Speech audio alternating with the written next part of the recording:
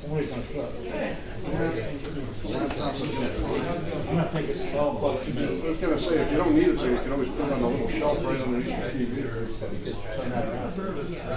But I mean, be like a phone. Put your laptop right there.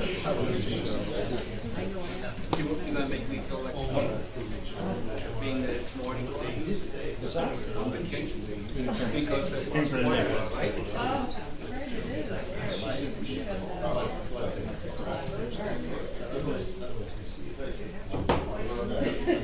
sneaking back down. Oh, it's okay. I knew I had a pen on me. Figured I'd get it. I was like, That's not outlandish.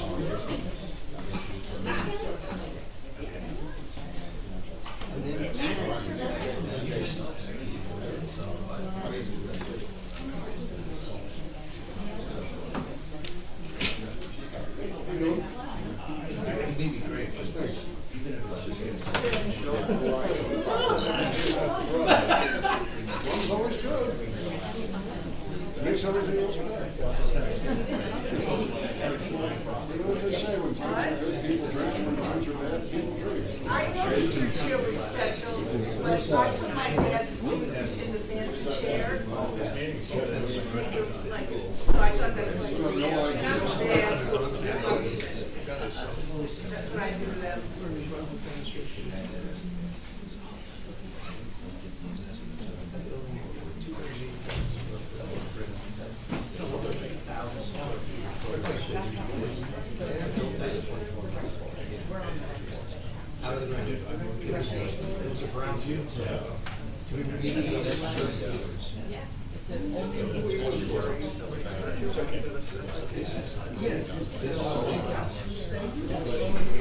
Nothing more.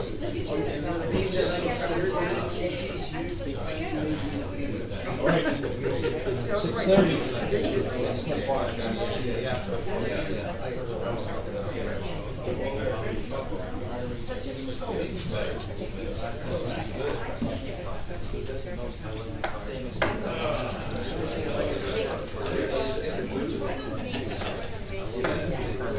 Oh, absolutely. You can win anyway.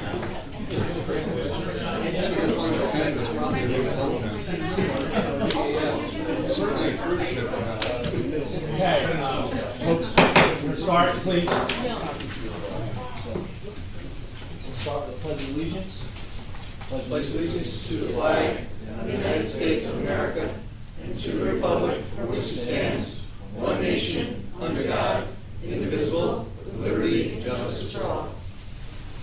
I wish to announce that the 48-hour notice was published in the Asbury Park Press, the New Coaster, and the Coast Star on December the 16th of 2020. The copy has been placed in the bulletin board in the borough office, and the copy has been filed with the borough clerk. Mr. Bennell? Here. Mr. Gubitossi? Here. That's good. Mr. Sexsmith? Here. Mr. Weber? Absent. Mayor Fox? Here. Good evening, everybody, and welcome to our fifth meeting of the year, and we are now into the month of March. So we just have a workshop format for tonight.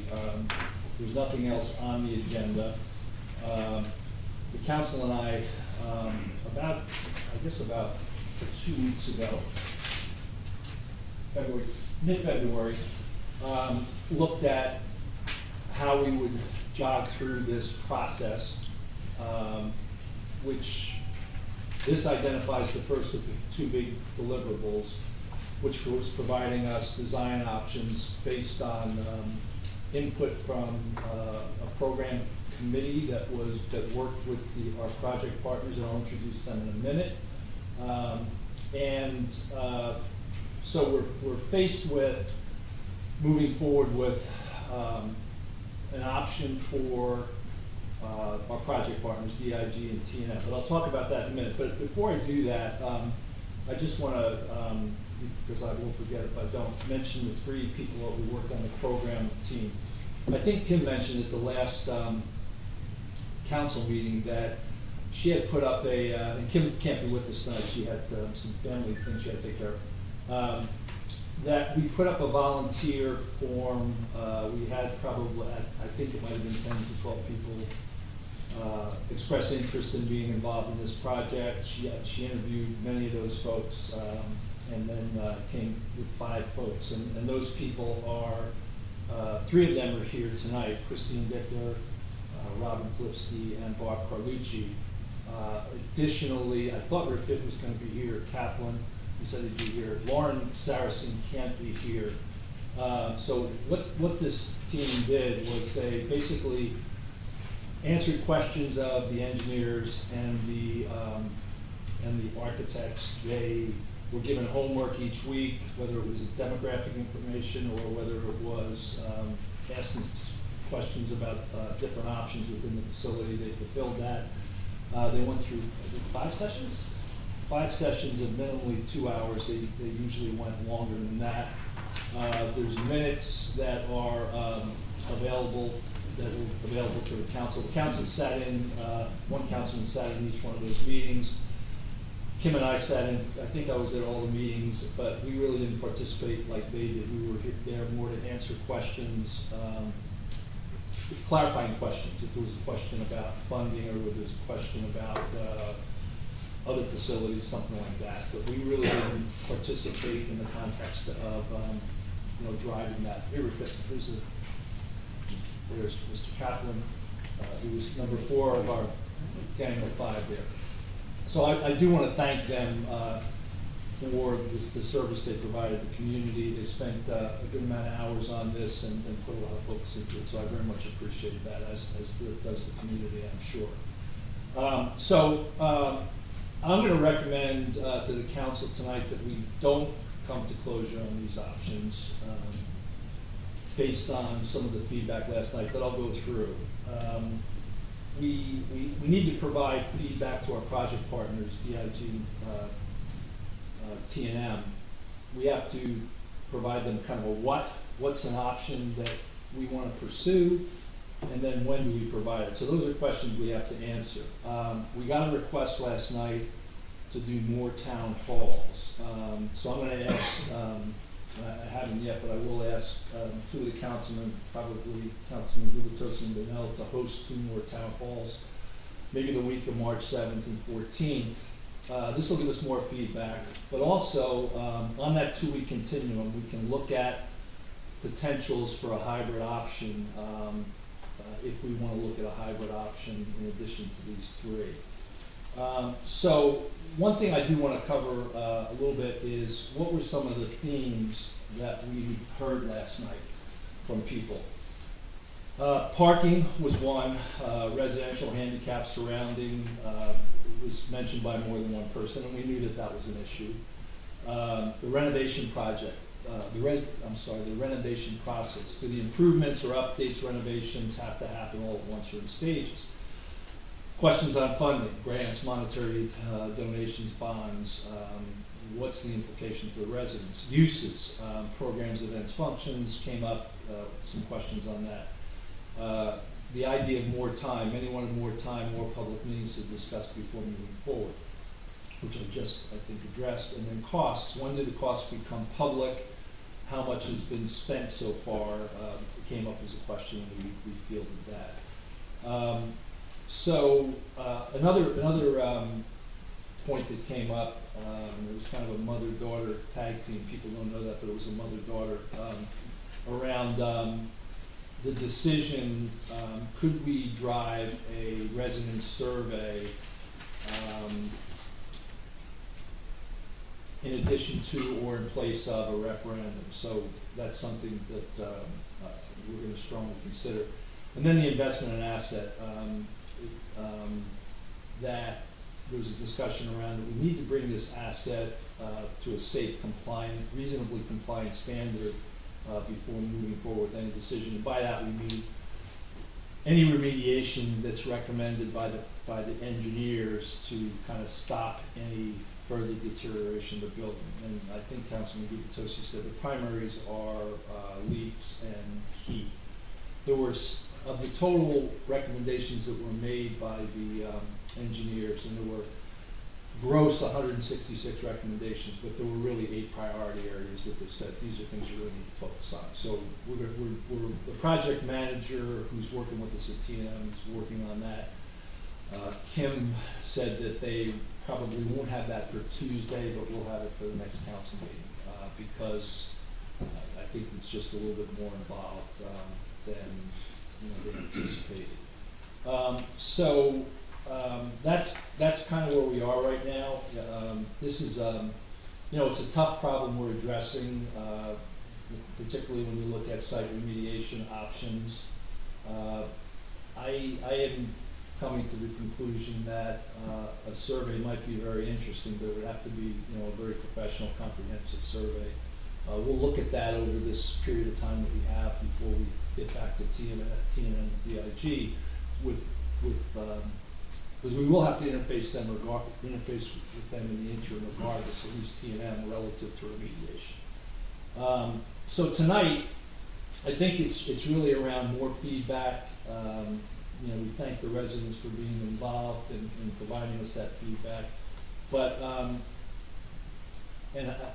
I think most of the people that are here tonight were there last night, so I'm not sure there's a lot more input or feedback at this point.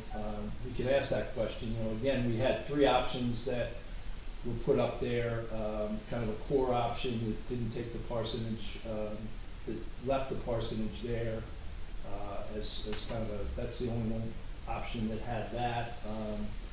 But that also eliminated the stairs in front of the building, so that was kind of the option 1. I call kind of option 2 the outdoor option. It breaks to the east. There's outdoor space in the east. There's outdoor space on the roof, and then there's still a plaza, but they maintain the stairs. An option, and they break out a little bit to put the elevator on the outside and not to do it inside. And then option 3 is a little bit more breakout, a little bit more elevator, and a little bit more formality to the building.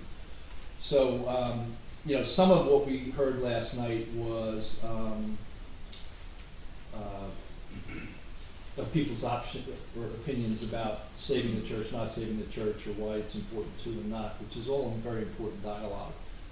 But I hope tonight we can talk more about, what options seem to make sense or not make sense, or things that people would like to see more or less of. And I want to start with the council. I don't know if we have a lot of feedback relative to the council, but at least start with that, and then we can open it to the public.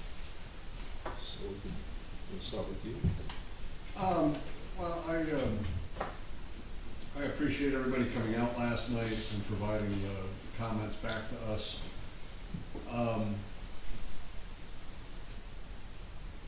I'm not ready at this point to make any manner of a decision. So I'm happy, Mr. Mayor, that you said weren't going to go that route tonight. One of the things that struck me last night was the request from the local residents about parking. I think that's something we need to explore. We maybe depending on what happens with this question survey out to the people, it might behoove us to look at a 4th option where the gym is removed and we're just dealing with the actual church itself. Not advocating for it one way or the other, just I think it's further discussion that we need to have.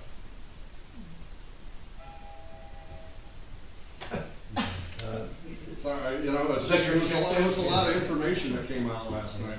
I haven't had a lot of time to chew on it yet. Well, unlike Tim, I have the perfect solution already designed. No, I'm joking. Should we vote on that? But I actually want to back this up for a second before I make a couple comments about the process going forward.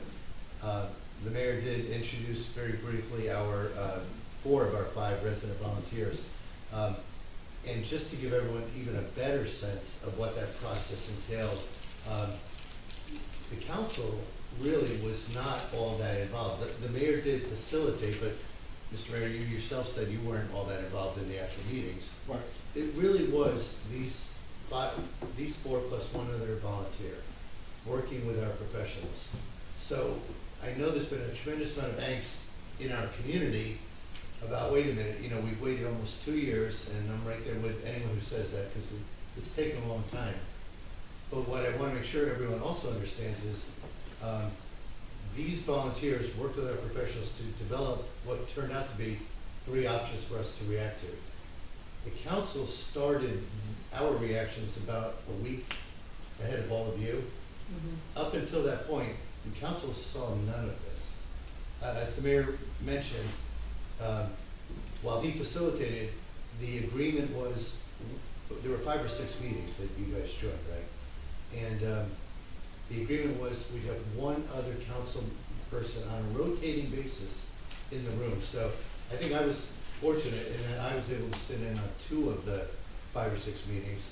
I think most of my colleagues probably sat in on 1.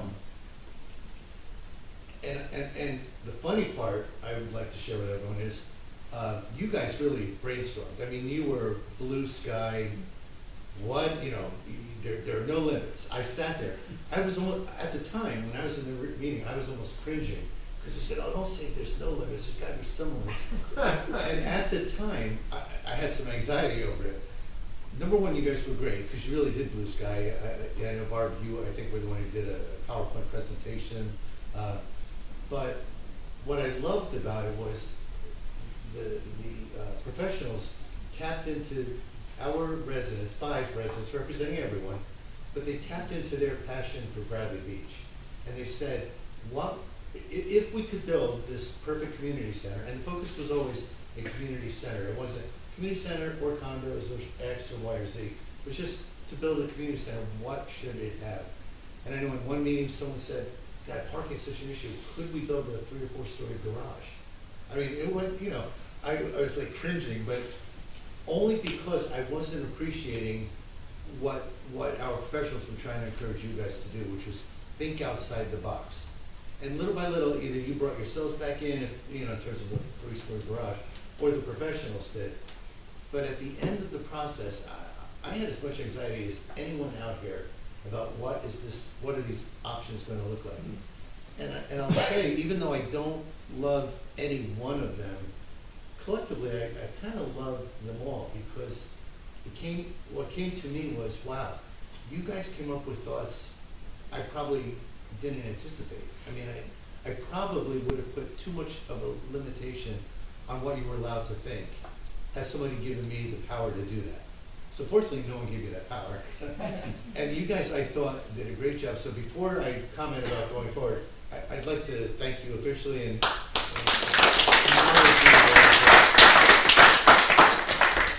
also, when we met in our first session, the first time, again, only a week before you guys saw this, the first time we met, we did have the benefit of hearing your perspectives as being participants. And Mr. Mayor, I don't know if we'll get a chance to have you guys maybe speak to our residents as well. It's not just the 20 or so folks in the room, you know, you're speaking to a camera and hopefully a live audience. But I was really struck by your passion. I did sit in one meeting and I obviously saw it there. But when you were talking about, you know, your vision and what you worked through in this process, it was really powerful for me to hear that. So on behalf of all the people who really love Bradley Beach, you know, thank you again for that. So now let me talk just briefly about moving forward, and I'll turn the floor over to Mr. Councilman Bonneau next. I took the assignment seriously. You know, again, this is just me. I'm not trying to convince anyone to follow my design or my leads. But I actually took the assignment seriously, which was look at what you like from each of these, pull together what you think would be the best of each item, and you know, and work with the rest of the council, work with feedback from our residents to develop something that you think could be an option 4. An option 4 that, and this is very important, that we can give to our professionals, and they will in turn give us some sort of a cost estimate. Because one of the things we all want to know, people who want to do referendums, people who want to have surveys, people who say, well, I love the idea of a community center, but at what cost? It keeps coming back to at what cost. And the mayor alluded to this, and Larry, thank you for doing that, because I was thinking the same thing. What we're trying to do now is get us to a point that we can get something close. It doesn't have to be perfect, and we don't all have to debate, argue, whatever, about specific features. So do we want, I don't know, a handrail here, or do we want this room here instead of over there? We want to get close to what we often could be a community center design that largely meets our needs. Now, as long as we're close and we can give this to these professionals, they can always come back to us and we can go back to them. And we say, hey, can we move this closet over here, put a bathroom in over there? I mean, this is not a final thing set in concrete. So I wanted to mention that right up front. The other thing is, and I'm not going to read anything other than a quick outline. I sat down and probably, like many of you are feeling, there's an awful lot of stuff going on in here. And there's like tons of little things in here, like, and I was doing this. I was like, I like this, but I don't really like that. And well, couldn't the kids zone be closer to, for me, thoughts I was asking, I didn't like the kids zone tucked up on that upper level, and near the staircase, that is the secret staircase. I think it's a beautiful staircase. Architecturally, I'd like to keep that staircase, but I personally was thinking, I'm not sure I want kids playing right next to that staircase. It's a little steep, it's a little, whatever. So I started mixing and matching and playing with things, and I couldn't, it was too confusing. So I stepped back, and this is the very simple thing I'm going to read to you. It's a 4-point outline. But in order to guide me personally, and I'm going to encourage us to consider doing something similar to this tonight. You see, I've got what I typed out as my own guiding principles or my objectives. And it's really four points for me. Please feel free to challenge this, come up with better ones, whatever. But my four, number one, I did come up with my own option for design too. But I'm not sharing it with any of you because I don't want to influence you. I want to hear what you all think. But for me personally, my number one objective was keep costs down. Nobody wants to pay exorbitant amounts of taxes. I don't think we need to do an exorbitant number of things, at least initially, to the building. So I've got a lot of sub-bullets, I'm not going to read them to you, but under my thinking of keeping costs down, I captured various ideas. Number two, a very important guiding principle to me, is if we were to move forward with this process, I would like to preserve historical elements of the building as much as I can. Our professionals told us this is a breathtaking, beautiful building. It's one of the most spectacular buildings they've ever seen, and they do this for a living. So to the extent possible, I personally would like, and I was drawn to options, in this case option 2, that had the staircase in the middle, the secret stairs. I put in option 2 stairs in my diagram. But again, that's just how I was thinking through it. 3 of the 4 items is functionality.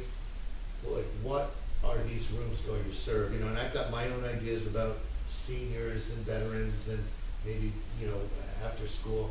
But, if keeping costs down is 1, preserving historical elements is 2, functionality has got to be critical. So I started thinking, how would I want these rooms used? Where would I want them structured in the building? And then finally, 4, I said, minimize resident disruption. That gets us clearly into parking. That gets us into, no one's mentioned it yet, but garbage and recycling. Are we going to have a dumpster or someplace? We need to address that.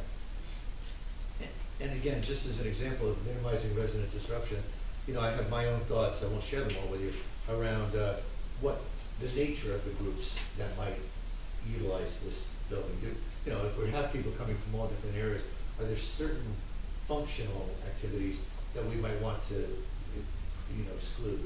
And say, no, food pantry. Do we want some kind of, soup kitchen or food pantry or whatever? I would say no. 1, I don't think the residents in that neighborhood would appreciate that added traffic. And 2, in the case of the food pantry, we have one a couple houses down from where I live on 4th Avenue. So those were my 4 guiding principles. And whether you agree with them or disagree, I would encourage you all to think tonight in broader buckets. Because we're not going to put the exact rooms in the exact spots. And as the mayor said, we're going to have a couple more meetings to drill down a little bit. But at least for tonight's purpose, we're not voting for or against having a community center. We're just trying to get to a point where we have a consolidated design that meets your guys' versions of what you think are guiding principles. And then from there, we get a cost, and from there, we start to have I hope, very animated dialogue with all of our residents. So, sorry for being a little long-winded, but I want to make sure I got that out. Okay, I'm ready. I have a lot of thoughts. Thank you, guys. You did great work. The work that we're looking at here right now is premature. These are all concepts that can absolutely be done. Anything can be done. We're building stuff in 4 years, just a matter of how much money we're spent. The original intent when we bought this building was we were going to fix it in its original condition, or close to it. These options are things that are for us 5 and 10 years down the road. It's pretty simple when you boil it down. Immediately, we need to put on a roof. We need to get the existing HVAC system cranked up. It's not that old. It can be utilized for a couple of years. We need to put a sprinkler system in. And we need to make it at least moderately handicap accessible. The concept of putting an elevator inside this building is something that's way out of reach for us. There are a number of companies in New Jersey that manufacture prefabricated wheelchair lifts. The tallest of which has 144 lift, which is 12 feet. And what they do is they come with a crane and they stick it on the side of the building. Done. We have a location on the east side and the west side that already have penetrations in the building, windows and doors, which help with the application. And it'll give us access to the basement and the first floor. These are the things we need to think about for the next 2 years to get people into this building. The purpose of getting people into the building is to live with and decide. It's great to have stuff on paper, but actually living in the building will tell us maybe option 2 is not quite the right one. That's what we need to do. Now I'm going to get brutally honest. Putting a rooftop deck on the gym, there's not an engineer in this state that's going to certify those roof joists. They weren't made for live loads. Putting a roof deck on that gym means tearing off the entire roof, including the framing and the joists. It's a clear span space, which means those are load-bearing walls. They're concrete block. They're hollow. Load-bearing walls now, by code, have to be filled with rebar and concrete. They have to be solid. That's what we have to do to put a rooftop deck on there. It's not $150,000. It's 10 times that. An indoor running deck. It's an idea. It's an option. Again, the structure's not. It's not even close to being built for that. So I think we need to dial things back a little bit and look at making this building usable in the form that it's in and living in, to get to the point where we can say which parts of these options we're going to use over the next 10 years. Here's another very, very harsh reality. As far as getting a cost for this, I'll tell you a little story. I'm doing a warehouse in Trenton. Last week I was looking at buying out the roofing. Right now in New Jersey, and pretty much across the country, I have 7 roofing companies that are interested in the job. Not one of them will give me a hard, solid price, because they don't get a hard, solid price from the roofing manufacturers. You can place an order. If I place my order, it's a 26,000 square foot warehouse. if I could actually place the order for the roofing material today, from say Johns Manville, or GAF, or Firestone, I might get that material in November 11th. Probably have to do the roof next year. And what happens is they place the order, Atlantic Supply will call up Johns Manville, they'll place the order, and John Mansfield will give you a ticket that says you're gonna get this delivery on November 7th.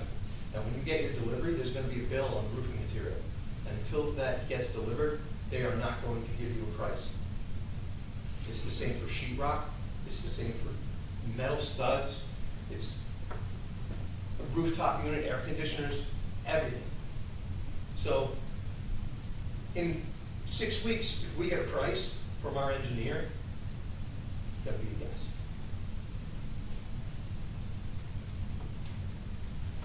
Think about that. Okay, it's up to me now. I like option 2. In the context of this, clearly there's a parking, parking came up as a big issue. But I also think historically maintaining the stairs in the building on the corner of Madison and Lorraine is very important. The idea of outdoor space, I think, is important, but not as important as plaza going around. I looked at it from a functionality perspective and tried to maximize the functionality of the building and say this is the most functions.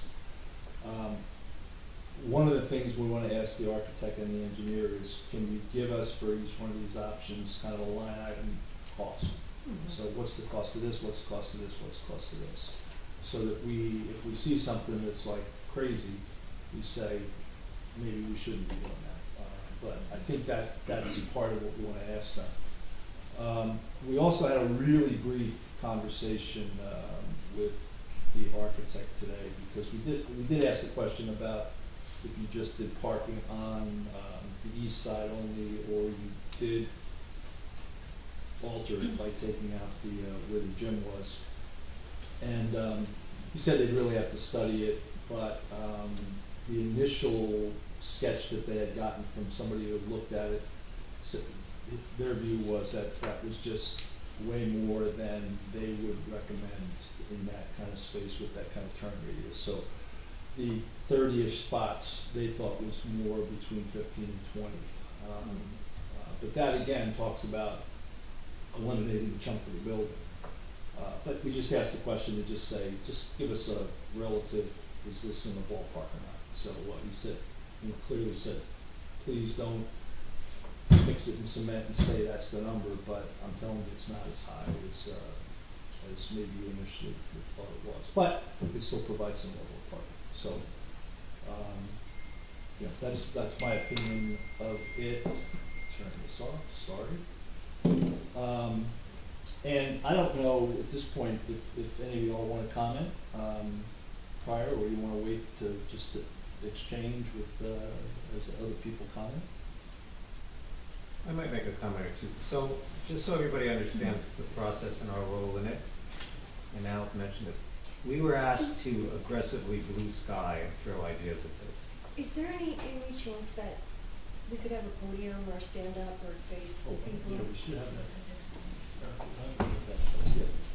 Make sure everybody can hear clearly. Can everyone hear me? You got a loud voice. Hold on, get one.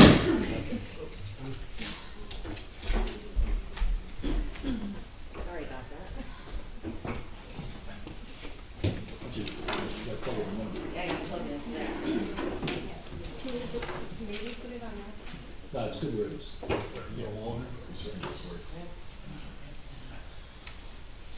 Before anymore? Probably gonna- I'm sorry.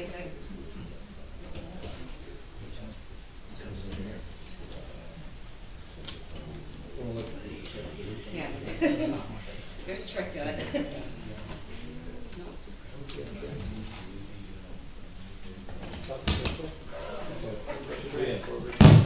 Yes. Okay. All right, take it away. Check my master schedule. All right, everybody know who I am? I'm Rafet. I just want to make a couple quick points, and let me be clear that I don't speak for the other members of the committee here, so this is just me. I want everybody to understand, we were asked to aggressively, like I said, aggressively blue sky ideas. We were specifically told, hey, don't worry about the money, just pretend, we're looking for ideas now, we're collecting ideas. So what you see here is a collection of many, many ideas. We were not presented with the 3 scenarios that you see in front of you. So I want to make that point very clear. I personally think this doesn't work without parking. That's what I said in the meetings. I especially don't think it doesn't work without a very prominent bike stand, because I think particularly bikes are the wave of the future. And you see me biking all over town, I think more and more people are going to do that. So I think those 2 things are really critical.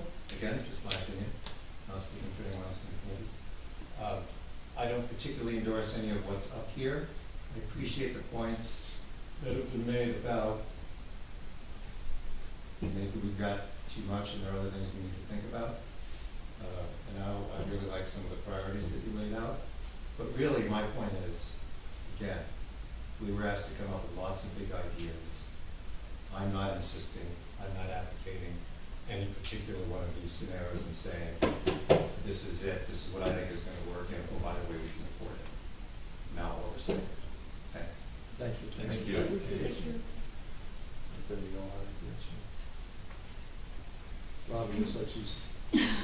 Hesitant with, and I would like to add that the most impressive thing about that experience for me was the expertise of the people who were brought in, who were hired because of their expertise to guide us. The 5 of us didn't even know each other when we walked into the room, and none of us are architects or designers or people with historical registry background. And those people knew that some of the ideas wouldn't work because it wouldn't be ADL. It wouldn't, meet the requirements for people with disabilities, or there's a retaining joint or a header or whatever, all of that. That all came up. I mean, we were just allowed to throw ideas out, and then they would, pull us back if it was something that was literally impossible to do or had a huge price tag. So I wasn't able to attend last night's town hall, but I watched it on YouTube today, and I thought, I can't believe people don't realize how brilliant the people were in the room who were guiding us. I mean, they had lots of experience and credentials and degrees, and their licenses depend on them being able to know where an elevator goes or, a kitchen. So I felt fine turning over all of those decisions to them. We didn't dig around about where to put things because that was their job. So I just wanted to share that I felt completely confident trusting them with the serious and important decisions that have to be made about safety and structural stability and logistics. We didn't have to think about that. And like Rafet said, we just got to talk about, whether we wanted a coffee shop because people need a place to go or not. And we do have wonderful coffee shops on Main Street, but we didn't have to worry about, where the water was going to come from. Thank you. Thanks, sir. That's good? You good? Okay. Okay, any other public feedback at this point?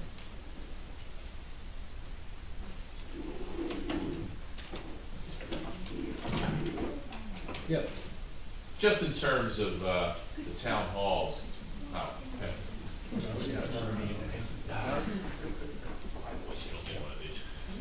need to see your face. So just in terms of the town halls, could one of them be Zoom? There's a lot of homeowners like myself that I've driven 70 miles. The reason we did it at the firehouse last night was because of the potential number of people. Sure. We believe the subsequent ones will be more size like this, which we can. Well, that's not my point. I had to drive 70 miles round trip 2 nights in a row for these meetings. There are a lot of people like myself who don't live here full time but are tax-paying homeowners. Mm-hmm. So if you had a Zoom meeting, you might get those people involved as well who don't have the time to drive down here. You know, I'm semi-retired, I could afford to do this, you know, I have plenty of time. But other people with kids or night jobs, they can't do this. So I think it'd be only fair for us to have a Zoom meeting on this same topic. Okay. I mean, what can it hurt? Yep. You know, more participation is good participation. Okay, And that's all I have to say. And I think, thank you. I happen to agree with Randy. I think that's a great idea to live in it. We've owned, my wife and I have owned 2 homes here in Bradley Beach. And we lived in each home before we decided to do any renovation. We took a summer cottage over on Park Place and made it livable all year round. We pretty much gutted the whole thing. And then we moved across the street because we wanted parking from our neighbors. And we've been living in that for a couple of years. Well, until my daughter kicked us out when we moved up to New Orleans. But we lived in that like half a year, every year, for a couple of years, before we decided what kind of renovation we wanted. So I think what Randy's saying is a great idea. You know, make it ADA accessible, secure the building, get the heat up, you know, make it so it's usable before we do anything major. You know, I mean, it's the KISS principle. That is, it's more than 80. And I'll clean it up a little. Keep it simple and straightforward. Because I think that's what we need to do. You know, like I said, and I'm repeating myself for the 3rd time, but I think Randy's dead on point where you have to live in it first before you do any major renovations. Thank you. Thank you. Yep.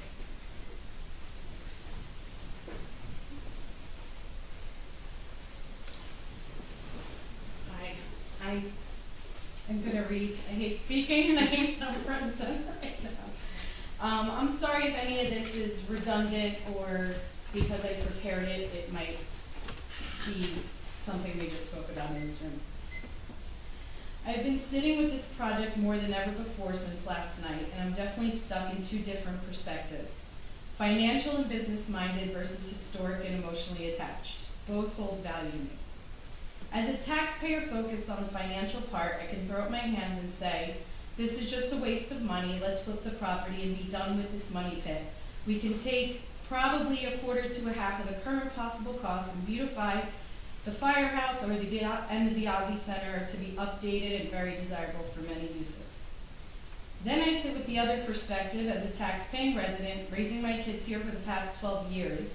I absolutely love this town and love the idea of restoring something so historic and beautiful to capture some of the wows of Bradley Beach and that this town was built around this church. I see it being similar to the wow of walking through Convention Hall in Asbury Park. Some local businesses, concerts, walk through nostalgia, artisan bazaars and markets, and the list goes on.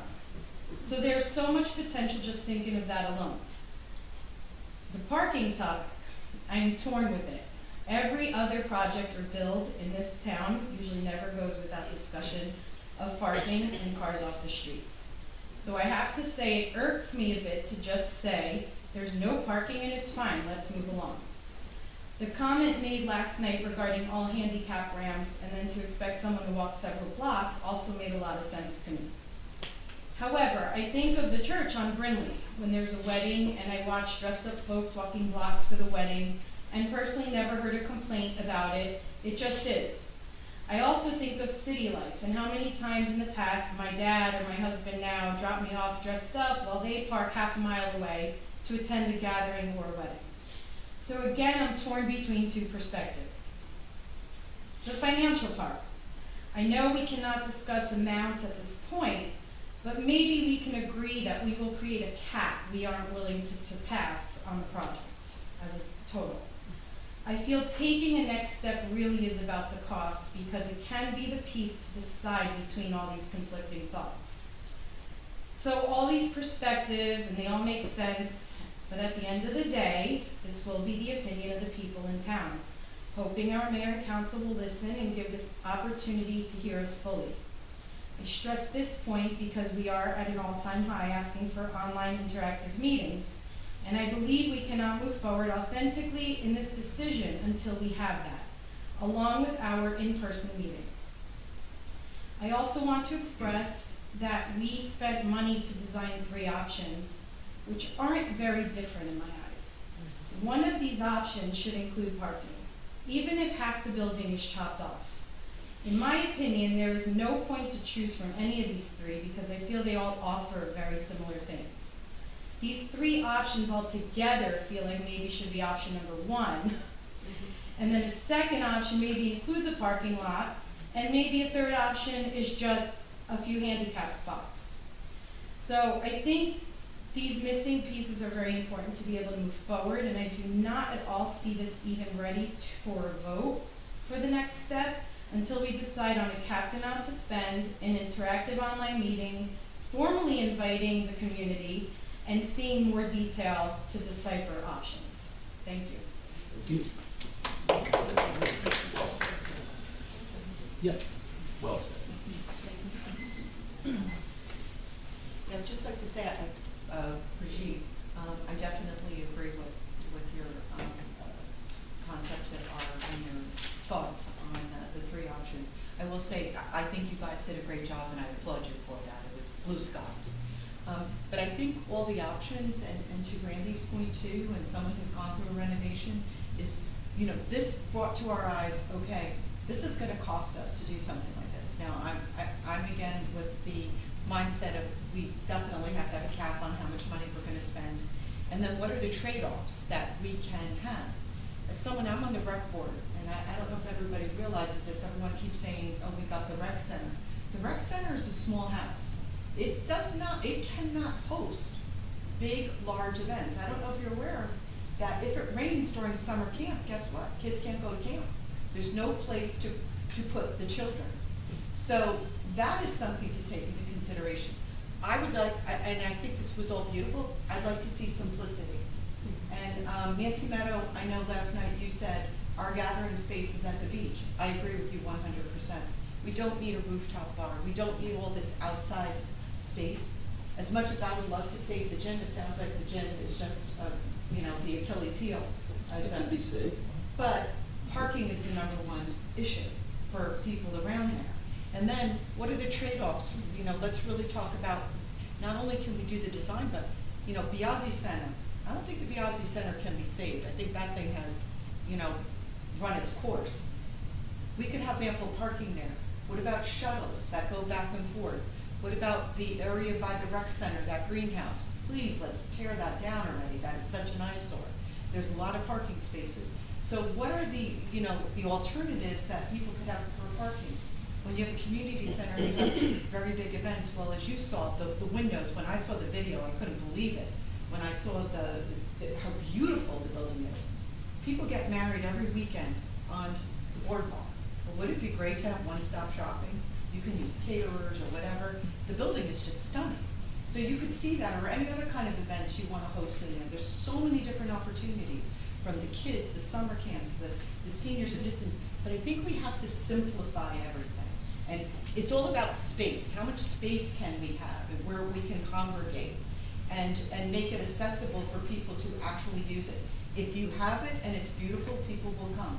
Everything along the beach here is all about walkability and being dropped off. Whether you're in Long Branch, Asbury, all the way down to Spring Lake. You have the Spring Lake House, you've got the Breakers, you've got the Asbury Hotel and everything. Guess what? There's not a lot of parking. I mean, in Asbury, yeah, you got parking decks, that's a whole different area, but you gotta park away in order to get there. So I think that we can't be afraid to say, well, maybe we can put some spots there, but there won't be a lot. But we do need for handicap. We need for drop-off, deliveries. So I think that we can do things smarter, efficiently. We don't have to maybe do it all at once. But it is a jewel that you've got the historic value, and people will come for that. And we need a place to go. And again, if it rains in summer camp, there's no place, and you have to break them up. If you have 120 kids, guess what? You gotta break them up, and they can, you know, maybe go to the rec center, go to the community center, maybe a portion of them go to the firehouse too, so that they can have activities. Otherwise, they stay home. So we have to think bigger picture as usage and how we can do it. So, but I say simplicity, and let's keep the costs down and go from there. Thank you. Thank you. Yep. Paul.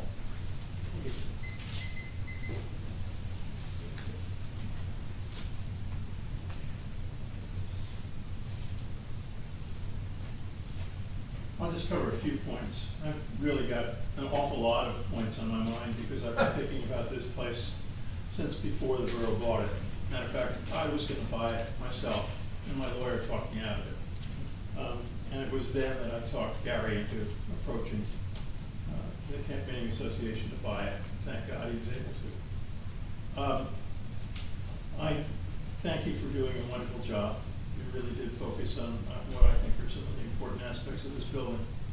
The one thing that everyone's noticed is parking, and I won't repeat everything that Julie just said, but I think a couple of things should be pointed out. One, setting up a van jitney service in this town is long overdue anyway. It would be wonderful to have connect Main Street to the beach in the summer, have a hop service that stopped at the community center, drop people off there, especially when there are events. This is a logical thing to do. It's something that easily is covered with grant money. It's a no-brainer to get grant money for a van service. As far as parking on site, I really do agree that the side lot should have some parking. It should certainly have handicap parking in it. It should have access for ambulances. It should have access for a dumpster, a pickup. I think that probably is possible in that space. The third type of parking there is street parking.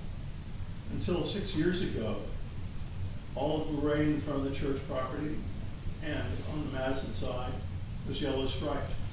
And that was for church parking. And it can either be for a particular time or for events, but certainly some dedicated spaces could be there all the time. And I think if you counted the number of spaces both on Lorraine, adjacent to the property, and Madison, it adds up to somewhere between 10 and 12 at least, maybe more. So, I mean, you know, the parking can be solved. And I think that that should not be what stops us. As far as taking down the gym, that's been a thought from the beginning as a possibility to open up for more parking. I argue strongly against it because I think that gym space, one, really creates the community center. I think it's an incredibly important part for the youth of our town to have that there, both for recreational and also for events, for dances, sock hops in my day. It's just a wonderful space for people to go after school. I mean, I know they have other spaces, but I think that having it in the center is the important thing, to bring the community together, to have young and old, different events going on at the same time. I think that's critical. As far as costs, it's not all going to be taxpayer dollars. That's why I founded the Friends of the Bradley Beach Community Center, a 501c3, to get donations, to work on getting grants. And I also set up immediately a matching fund. And I have promised a matching fund of $250,000 over 10 years, $25,000 a year as matching funds for me. And I'm hoping to get other members of the Friends of the Bradley Beach Community Center to do similar matching. We have a lot of deep pockets in this town who really want to see this town preserve its history and preserve its community, something that really we're losing. And I think that it's important that as a community we support it, not just through tax dollars, but through donations. The Friends will also be doing fundraising events. We hope to have activities that will draw people in from the community and utilize the space and use it for fundraising. There's all sorts of things that can be done to finance this. And I hope that, you know, this is a start, a small start. And you have my guarantee of $250,000, which is not insubstantial. Grants, there's lots of grants money out there. But that's something that you're not going to get up front. You've got to do it as you do things. You have to have the plans presented and ready in order to get a grant. And we should do this over a number of years. And I really think that Randy's idea of starting simple, getting the place that's safe and ADA compliant is a start, and from there we can build it. Thank you. That's all. Yep.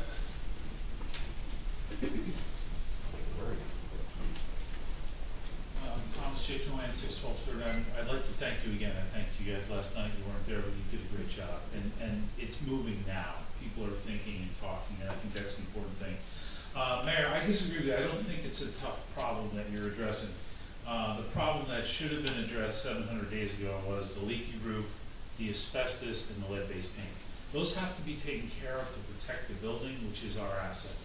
And that should have been done 700 days ago. This is an architectural artifact that has a huge moisture level in there that it should have had. If anyone was renovating a private home, they would have tarped the roof right away to protect the structure for when they were going to do their renovation. I appreciate all the comments tonight. Councilman Medell did a great job. You know, we need space. The current facilities are substandard. So if we need space, why would we remove the gym, which is additional flexible space? That building is built very well, and to rip it off would also be a shame. So I think we have a lot of flexibility. The parking is kind of simple in my mind. It's a quantitative analysis of the cost per space.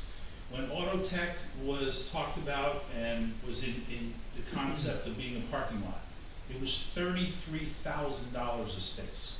Far too much money to spend for a parking space. So we really need the engineers to do an overlay.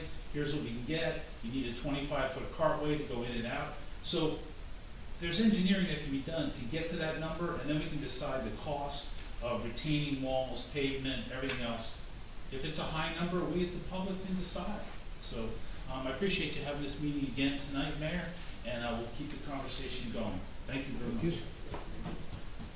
Okay, is there anybody else? Oh, yes.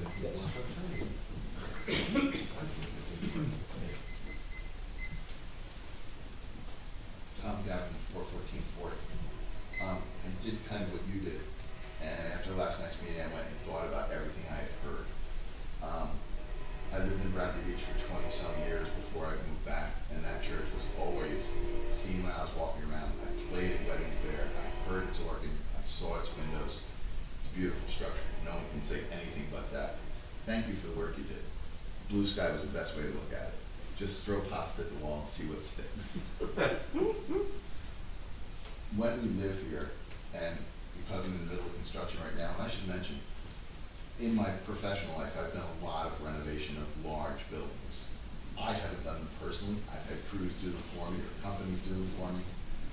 And I hear what Randy's saying, let's live in it for a while. There's a lot to be said for that. The other thing, if I was going to go to the architects now, I would say, give me your simplest footprint. If it means the gym stays or the gym goes, give me your simplest footprint. Tell me what that costs. And then, like the mayor said, on the side, give me the line items for the things I want. Do I want a flat floor? Do I want a curved floor? Do I want to maintain the sound that's in that room? Is the gym really worth keeping? I have some reservations in the town that I think we have other assets we could use. I think there's other spaces in town we could negotiate for. There are some spaces in town, and I'm thinking of the rec committee right now, that we're really limited on. We talk about it as if it's a grand space. It's really not. The Biazzi Center is very limited in what we can do with it. But those assets have value to others, if not to us. We could talk about using them together. I think this survey is a great way to go. I have, in my little neighborhood around the fort, I've learned there's a lot of people who don't have internet connection. They can't see what we're doing here tonight. They haven't been able to watch the Zooms, and that's a problem. I think we need to either, it's another expense that Kim won't want to hear, but it was a town newsletter that went out saying, here comes a meeting, you may want to be there. Or update them with some kind of a product of what we've done in the last few weeks. And the survey, I think, is a really useful thing to do. The parking is an issue. And being a former member of Ascension Parish, I know we used to block the front and on a weekend when we blocked the front for wedding, people would park there. They just did.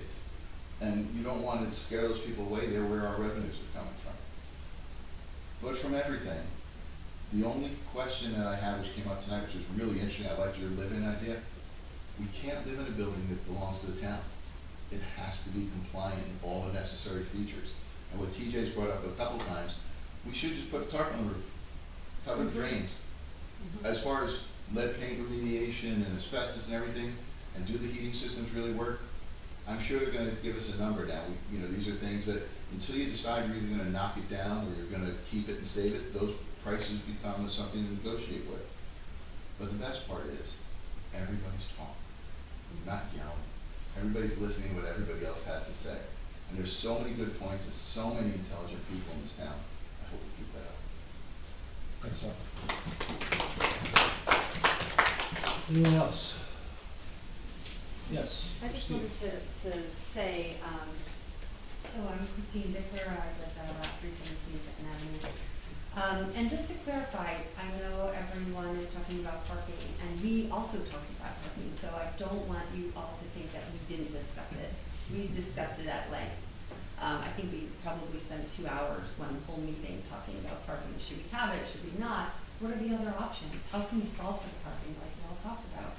Can we do shuttles? Can we park at the beachfront, over on by Cliff, and get shuttled down? Can we park at the Piazzi Center? So we did have multiple conversations about this, and ultimately, my personal feeling was, let's opt for the gym instead of removing that in order to have the parking, because like TJ said, I think the gym is, I think he said this, that it's super valuable. It adds a different value proposition to the town. People can come and be active and with their children and get some exercise, and whatever that kind of programming ends up being. But we just felt that to knock that down in order to, or I felt to knock that down in order to maybe get 15, 20 spots, is it worth it? And then it becomes something, a similar structure to potentially what we already have in gathering spaces.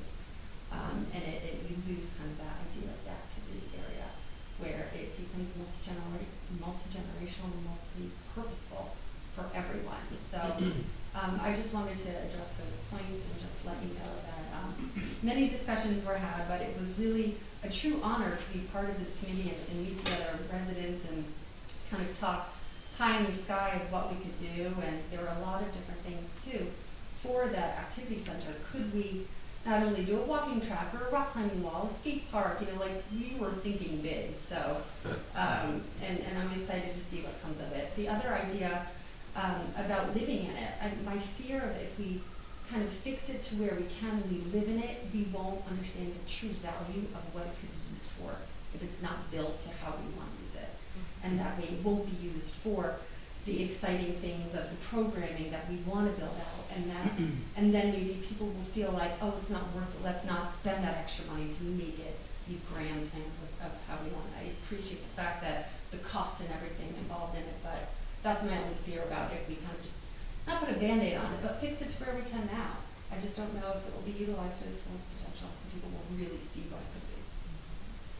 Thanks, Christine. Good points. Anyone else? Yes.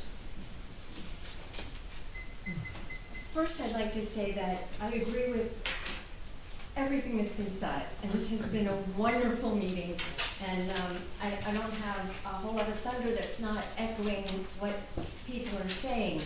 I was delighted with Councilman Gubitosi's descriptions of the general priorities, and I think we have a jewel.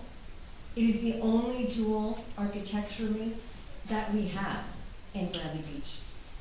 When I went through that visual walkthrough and I saw the space that was Shepherd's Hall opening up to the sanctuary, and then the partition space looking down, that's when I started losing sleep over the possibility of losing this structure. And when I read the articles from 1900 about why they planned it that way and that they managed to do it, I started losing a little bit more sleep about the idea of this structure coming down. I also remember the energy that this whole idea produced from the beginning. Then we got hit by a pandemic. And I feel like in this room, we're starting to get back to that energy. I have to thank you all tremendously for putting in all those good ideas. I think your enthusiasm for this project is absolutely essential, and that's a wonderful thing. We have the expertise of these architects. I think we also need to take really good advantage of the expertise we have right at hand. And you know, a great example is Councilman Brunel. One thing I would like to know is, you mentioned that things could vary with the construction, like the roof, and then I heard the suggestion while you're just saying that the roof over the gym is too expensive. And I think maybe that's not what you were saying. Could you clarify a little bit? We can do anything you want. Mm-hmm. But do you have, I guess what I'm trying to say is, were you trying to describe just keeping a solid roof over that part of the building would be an exorbitant cost? Was that? Well, a rooftop deck. Not a rooftop deck. That's what I was confused about. That's what he was Yeah. talking about, definitely. Rooftop deck. Okay. Structure, I mean, common sense tells you we get rid of skylights. It's not a good idea to put a hole in the roof. Under any circumstances. Okay. You know, but other than that, the roof doesn't look like it's in bad condition. To me, it's not that old. So you don't think the roof is that old, or that it's in really bad condition? Oh, That's what That's really good to know. No, I think what the engineer said though is that structure needs a lot of work. Mhm. That Yeah. back structure, they just need to put some focus on it. Well, there's not much there to work on. It's a clear span room. It's 4 walls and a No, roof. I'm talking about the whole building. Well, it's the 4 walls, I think, is the problem that he's talking about. Right. That you mentioned, you know, the beams are sitting on hollow block. Yeah, and that's what it was designed for. To put people on top of it, those walls are not built for that kind of area. But those walls are okay for a new They're roof. fine for what's there. Sure. Thank you, Councilman Brunel. Just in framing my remarks, I would also like to read something very, very brief from 6 Practical Reasons to Save Old Buildings from the National Trust. And I think that it's worth reading all of them, and there's actually sources that have more. But number 4 says, old buildings attract people. And it says, is it the warmth of the materials, the heart kind? And we're full of heart pine. Even the partitions are workmanship that you're not gonna get again, ever. Marble or old brick, or is it the resonance of other people, other activities? Maybe older buildings are just more interesting. The different levels, the vestiges of other uses, the awkward corners, the mixture of styles. They're at least something to talk about. America's downtown revivals suggest that people like old buildings.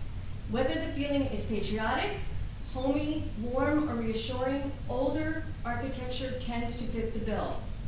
Regardless of how they actually spend their lives, Americans prefer to picture themselves living around old buildings.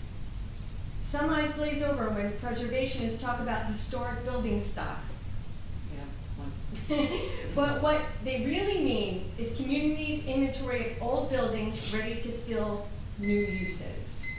And it goes on to talk about old buildings are reminders of the city's culture and complexity, which is also worthwhile. If you'll forgive me. By seeing historic buildings, whether related to something famous or recognizably dramatic, including our relationship to the Ocean Grove Auditorium and Ocean Grove in our history, tourists and longtime residents are able to witness the aesthetic and cultural history of an area. Just as banks prefer to build stately, old-fashioned facades, even when located in commercial malls, a city needs old buildings to maintain a sense of permanency and heritage. And I am truly hoping that our community can come around that.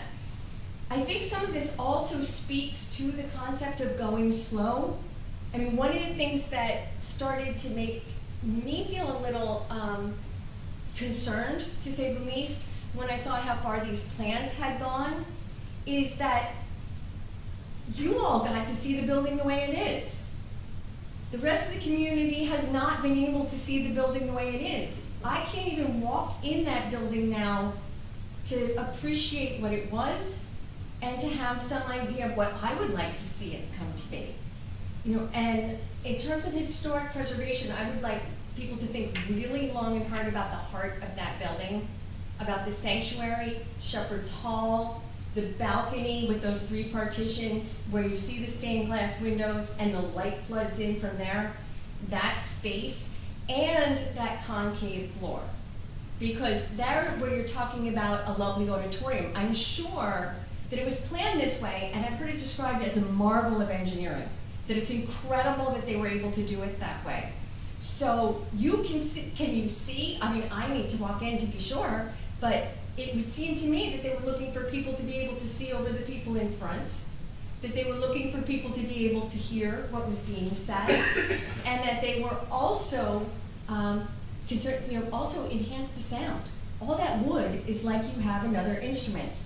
You know, I've heard a cello and piano concert in a house in town that's almost all wood, and it was something that was truly incredible. So when you're talking ADA compliance and code, I hope that every mind that can lend their expertise to this problem looks at what really needs to be done to be ADA compliant, because I know that there is a reasonable accommodation that sometimes you have to fight for, and what is historic is considered. That happened with our library back when my father was on the library board years ago. The handicap ramp would have normally had to be in the front, but because of the beautiful facade of that building at that time, it was in the back. Over time, living in that building, it was determined there should be an addition on the back. And then that accommodation became more sophisticated.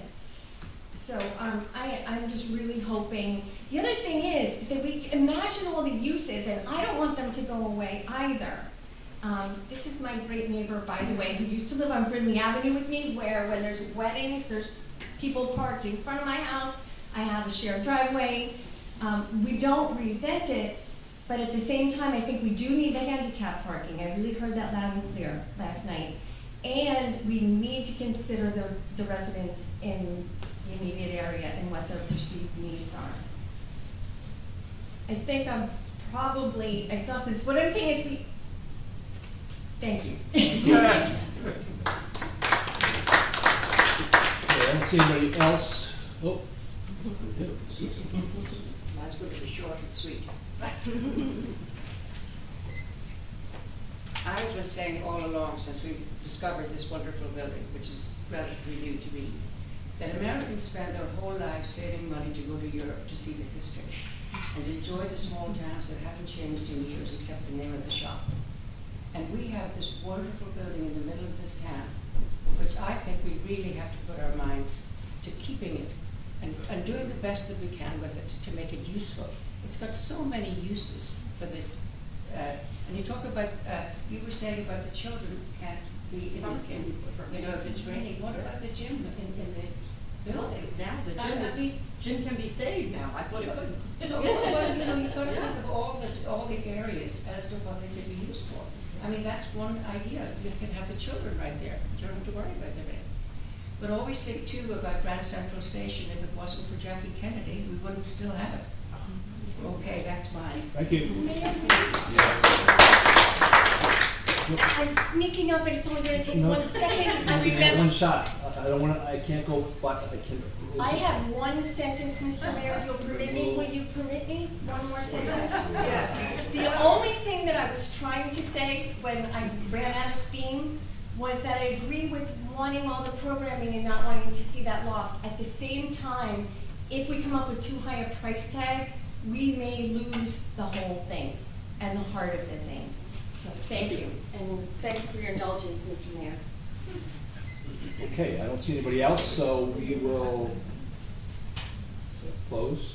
But before we close, I will say we will be working together as a council to provide a couple of more sessions. And in parallel of that, trying to problem solve how we index forward. Yes. I'm sorry, when you're finished, before you close this, I'd like to say one more thing myself. Okay, So number one, I think this is great, and this session tonight tells me that we need more sessions, right? So that's all good.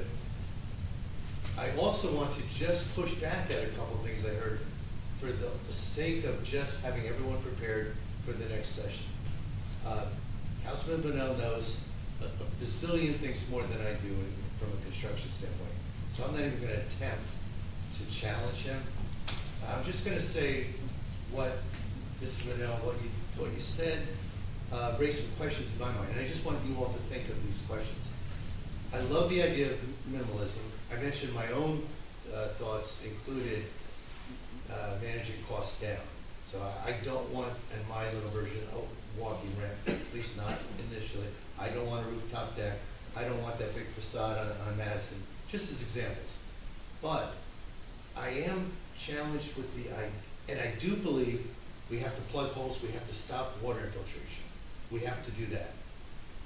I'm thinking I don't want all of us to take our eyes off the prize. And the prize is coming up with one plan. And my concern, Councilman Bonnell, was, and I know a couple of our residents agreed, was this notion of living it.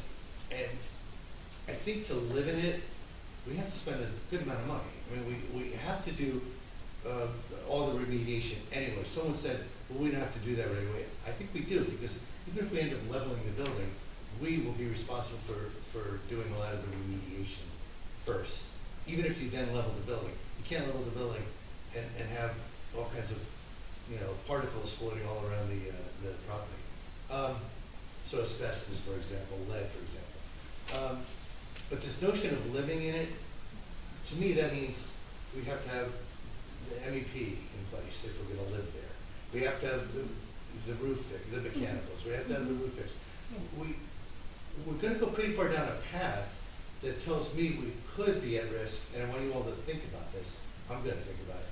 We could be at risk of spending a lot of money to live in it and kind of getting stuck in limbo. Okay, now we've spent so much, can we really afford to consider, and I don't want to raise the building, but I mean, do we have any alternative but to continue going forward and spending potentially much more money because we didn't have a comprehensive design in mind to begin with. I would encourage us all to stay on course of trying to get our professionals what they asked us for, which is what we think is the simplistic version of a completed building. I want to piggyback on what a couple of you guys said. A building that will be functional, that we can all see the function. Now, if you say to me, we agree with, 2.3, version 2.3, but we're not going to finish the gym area for a couple of years. We're not going to finish the kitchen area for a couple of years. We'll wall those off for a couple of years. I'm fine with that, but I still would hope we'd all come to the next meeting with thoughts about what a finished version would look like, and then we can build it in stages. I don't think, and Randy, I would certainly invite you to comment, but I don't think a good solution is figuring it out as we go, live in it, do a lot of work, and not really have a vision of where we want to end up. So, not to challenge you, I know you're going to smack me around in a second.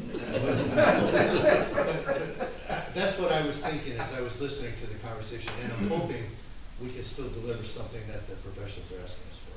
Thanks. Okay. Make a motion to. Did you want me to read the emails? Second. Oh, emails? We do have a few.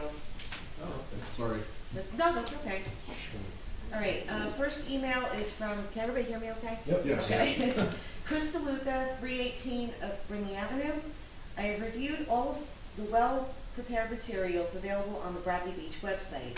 My concerns regarding this project mount. My main concern is the disruption it will cause in the heart of our community. Would we put a restaurant there, parking, trucks loading and unloading for events, large and small groups of people coming and going or milling about? It will change the character of the surrounding area dramatically. What problem are we trying to solve? Do we have a thriving community activities program that is bursting at the seams and in need of more and better space? Maybe I'm unaware, but I haven't seen it.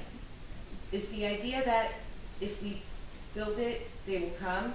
In my mind, I see a beautiful and expensive community center where 6 people meet weekly for a book club. I'm glad we bought the property. Thank you to those who said, wait a minute, let's think about this. We have had our time to think about it. I've heard it said that we can make a profit. It has cost us $1.2 million, and we can sell it for $3 million. Sounds right, but I know that there is more to it than that, and that is a problem. We have had no real discussion about the potential cost of the project. I want to know how much it will cost and has cost us so far. We surely have that figure available. The folks that only want to preserve the building, I don't think they care how much it costs. I love old stuff. They don't make anything like they used to. I will be sad if we can't have an architectural salvage company recycle the beautiful artifacts in the old church. I want Bradley Beach to build for a future efficiently, economically, and sustainably. In this case, it means letting go of the past.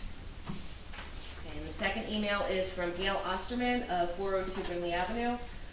Although I think the architectural plans presented last week provided a grand vision of the church transformed into a state-of-the-art community center, I have another thought I believe is worth considering. I propose a more modest beginning, starting with a structural, mechanical, and access assessment and remediation of the immediate building needs, followed by refreshing selected interior spaces with paint and minor improvements. The building could then be open for use. Within a short period of time, we will learn how the community wants to use the building. And efficiency of the programs. What additional space needs rejuvenating, and if future modifications or renovations would better serve the community. The bonus to this plan is that the borough would only need to commit to minor funding while simultaneously growing an understanding of how the building will be used by the community.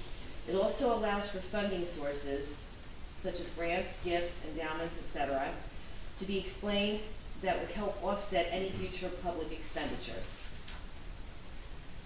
Next one is from Nicole Riccio. Why is there a continuous lack of information on the financial implications of decisions, whether it be regarding money that would be saved or money that would be spent? How do you expect people to make decisions, ask questions, and voice opinions if they are not presented with the necessary information?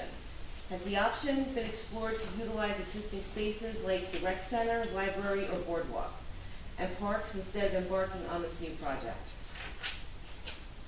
That concludes that. Thank you. You're welcome. Now I'll make a motion to adjourn. Second. All in favor? Aye. Thanks, everybody. Be careful out there.